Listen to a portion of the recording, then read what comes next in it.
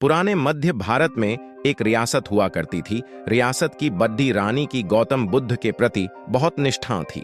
उस रियासत के महाराज देवराज की दो रानियां सुरुचि और सुनिधि थीं। राजा देवराज की पहली पत्नी सुरुचि थी, जिसका स्वभाव किसी साध्वी की तरह था। वो गौतम बुद्ध को अपना आराध्य मानती थी और उनके बताए मार्ग पर चलने की कोशिश करती है।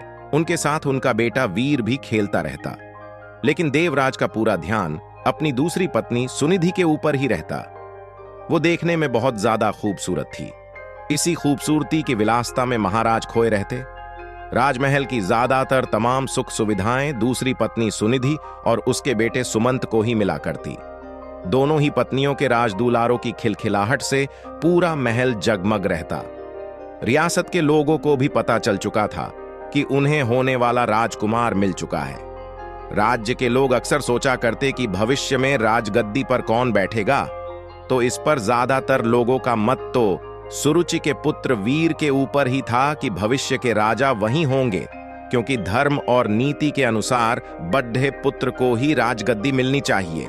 लेकिन समय की लकीरों को कुछ और ही मंजूर था। देवराज की पहली पत्नी सुरुचि का स्वभाव बड्ढा शांत और न्याय संगत था। वो न्याय धर्म और बौद्ध धर्म की बातें किया करती। मां की संगत पाकर बेटा वीर भी उसी स्वभाव का हो गया था। वीर अब बद्धा हो रहा था। उसका स्वभाव ऐसा हो गया कि उसे जो भी मिलता वो भी मां की तरह संतोष कर लेता। समय का चक्र चलता है और एक दिन रियासत का दरबार सजा हुआ था। उसी दिन भाभी राजकुमार के नाम की घोषणा भी की जानी थी। सभी इस बात को लेकर आत्मविश्वासी हुए पड़े थे कि होने वाला राजकुमार वीर ही होगा। महाराज अपनी पत्नी सुनिधि के साथ सिंहासन पर बैठे हुए थे। महाराज छोटे बेटे सुमंत को दुलार रहे थे। वहीं वीर अपनी मां सुरुचि के साथ दरबार में बैठा हुआ था। सभी पुरोहितों ने वीर की मां को बता दिया था कि आज राज दरबार में वीर के राज्य तिलक की पूजा है, उसे तैयार करके लाना। वीर की मां सुरुचि ने भी बड्ड डीढ़े दुलार से अपने बेटे को तैयार किया और ईश्वर के सामने प्रार्थना की और माथा टेकवाया। महल में शंख बजने शुरू हुए। पुरोहितों ने वीर का नाम भी लिया। बालक वीर सौम्या अंदाज में पिता की गद्दी की तरफ बढ़ा और अपने पिता का आशीर्वाद लिया। पिता आशीर्वाद देने के लिए हाथ उठाते कि दूसरी रानी सुनिधि ने पीछे धकेल दिया। वीर की आंखों से आंसू गिरने लगे। भरे राज दरबार में गुस्से से लाल रानी सुनिधि ने वीर की कलाई को मोद्द दिया था। उन्हें सिंहासन पर पहुंचने से रोक दिया। फिर सुनिधि ने अपने कड़े शब्दों और सख्त आवाज में कहा कि तुम इस सिंहासन और महाराज की गोद में बैठ नहीं सकते। सिंहासन में बैठने वाला काबिल हो या ना हो, वो चहेती रानी का पुत्र ही होना चाहिए। तुम दासी के बराबर वाली रानी के पुत्र हो। सिंहासन पर मेरा पुत्र सुमंत ही बैठेगा और जो सिंहासन पर बैठेगा जनता उसी को राजकुमार मानकर आदर सम्मान देगी। तुम जाओ अपनी माता के पास और बुद्ध की सेवा करो। मेरे रहते तुम्हें आत्मसम्मान कभी नहीं मिल सकता। जाओ पहले अपना भाग्य बदल कर आओ। राजकुमार बनने के लिए तुम्हें मेरी कोख से जन्म लेना पड़ेगा। यह सब सुनकर पूरा राज दरबार हक्का बक्का रह गया। सबको आश्चर्य भरी नजरों से महाराज देवराज की ओर देखे जा रहे थे कि महाराज कुछ बोल क्यों नहीं रहे। लेकिन महाराज बोलते भी क्या, वे नजरें झुकाए बैठे थे, क्योंकि उनकी आंखों और मन पर तो रानी सुनिधि की खूबसूरती और विलासता का पर्दा पड्ढा हुआ था। ऐसे में भला वो रानी का विद्रोह कैसे कर सकते थे? अगर वो रानी का विद्रोह करते तो उनकी विलासता भरी रातें कैसे रंगीन होती, खूबसूरत जिस्म का आनंद लेने से वंचित हो जाते। वीर को अपनी सौतेली मां की बातों से ज्यादा बुरा अपने पिता के चुप रहने का लगा। कुछ देर बाद वो राजमहल के बाहर चला गया। संध्या आरती का समय हो चला था। वीर की मां सुरुचि ने वीर को अपने पास बुलाया। वीर का चेहरा देखकर वो घबरा गई। वीर ने उनसे कहा कि मां, पिताजी हमारे साथ ऐसा क्यों करते हैं? अब हमारा क्या होगा? क्या मुझे कभी किसी का मान सम्मान प्राप्त नहीं हो पाएगा? जवाब देते हुए वीर की मां ने अपनी उंगली से मंदिर की तरफ इशारा किया। यह कमरा कुछ दूरी पर था और इसमें महात्मा बुद्ध की प्रतिमा मूर्ति रखी हुई थी।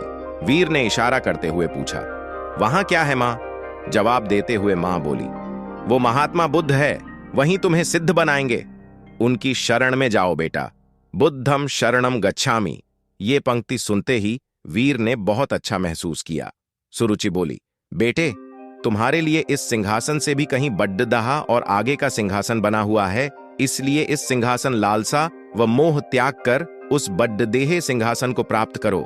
जब तुम उस सिंहासन पर बैठोगे तो, लेकिन उसे पाना इतना आसान नहीं। जीवन के उस सिंहासन तक तुम्हें महात्मा बुद्ध की शिक्षाएं लेकर जाएंगी। लेकिन वीर को अब भी ये समझ नहीं आ रहा था मां आखिर किस तरह के सिंहासन की बात कर रही है, जो राज सिंहासन से भी कहीं बड्ढा है। उसके कानों में तो अभी भी सौतेली मां के ताने गूंज रहे थे कि वो अभागा है। लेकिन वीर की मां ने देर नहीं की और उसे बुद्ध की मूर्ति के सामने लाकर खड्डी डी हा कर दिया और कहा कि अब सिर्फ महात्मा बुद्ध ही तुम्हारा कल्याण करेंगे। तुम उन्हीं के बताए मार्ग पर चलो, उनकी शिक्षाओं का अनुसरण करो, तुम्हें पता चल जाएगा कि जीवन का असली सुख कहां है। वीर ने मां से सवाल किया कि मां, क्या बुद्ध का स्थान पिता से भी बढ़कर है? वीर की मां ने मुस्कुराते हुए कहा कि महात्मा बुद्ध सबसे ऊपर है। मां की इस बात से वीर ने प्रेरित होकर कहा कि मां, अब से मैं बुद्ध जी की गोद में ही बैठूंगा, उन्हीं के बताए मार्ग व विचारों का पालन करूंगा। मैं कठिन से कठिन साधना करके उन्हें प्रसन्न करूंगा, इनकी शिक्षाओं को अपने जीवन में उतारूंगा। वीर ने बड़े दृढ़ निश्चय से कहा कि देख लेना मां, एक दिन बुद्ध मुझे अपनी गोद में जरूर बैठाएंगे। रानी सुरुचि अपने बेटे की इन मासूम बातों को सुनकर हैरान थी। मां ने वीर को गोद में उठाया और कहा कि पूरे मन से बुद्ध की बातों का अनुसरण करो। वीर भी गोद से उतरते हुए जवाब दिए कि आज से मेरे आराध्य बुद्ध हो गए हैं। कुछ ही दिन वीर बुद्ध की रोजाना नियमबद्ध उपासना करता हुआ ध्यान मग्न होने लगा। बुद्ध अब राजमहल छोड़ देने का फैसला कर लिया। जो लड्ढका कल तक अपनी मां के पल्लू में छिपा घूमता रहता था, वो आज महल छोड़ देकर जंगल जाने का फैसला ले रहा है। इतने बड़े फैसले और जीवन परिवर्तन से सभी हैरान थे और मां को भी चिंता हो रही थी। माता पिता को प्रणाम कर वीर अब बुद्ध ज्ञान लेने जंगल की ओर निकल गया। महाराज देवराज को भी अपनी गलती का एहसास होने लगा, लेकिन अब भी वो कुछ न कर पाए। वीर बुद्धम शरणम गच्छामि शब्दों का निरंतर जाप करता हुआ अपने पथ पर निकल गया। कोसों दूर पहुंचने के बाद वीर की मुलाकात एक बौद्ध भिक्षु से हुई।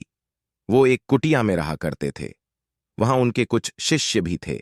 वीर ने बौद्ध भिक्षु से ज्ञान मांगा और कहा कि उन्हें बुद्ध से मिलना है।